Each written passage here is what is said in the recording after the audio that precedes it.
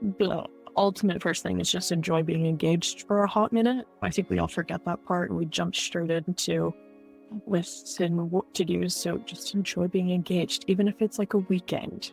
But the actual three things, you have to look at your budget. You have to know what you're going to be able to afford. And that means you're sitting down with your partner or mom and dad, whoever is helping pay for it.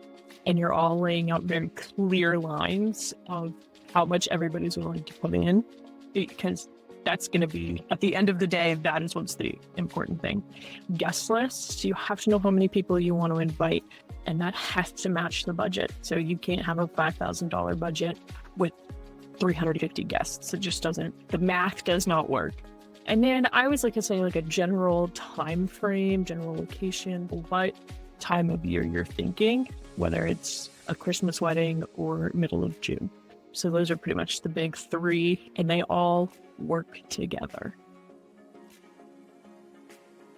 The biggest one is that they have a really little budget and really grand ideas. And so where you're scrolling on Pinterest and you're going through everything and you're pinning all of these beautiful weddings, but then your budget is little or less than what you were thinking. And you, like I said, you really have to hone down and narrow down your budget and what you can afford, and then temper your expectations to that.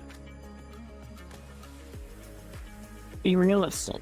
Know that you can't, I always hate this expression, but you cannot have your champagne taste on a beer budget. So you just have to be realistic with what you're wanting and how much you're willing to spend. You don't have to spend $30,000 on a wedding. If you're like, that's too much, that's fine. But you have to be realistic in what you're going to get for that budget.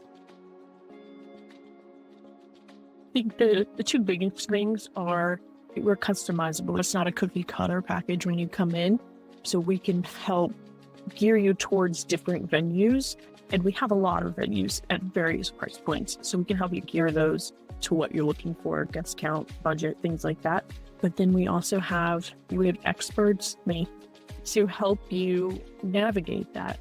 A lot of the times, this is someone's first wedding. People are getting married 5-6 times. I've done this a few times, so I can help guide you on where you need to go, whether that's in the big ballroom for 200 people or up at Lightbirds with 60.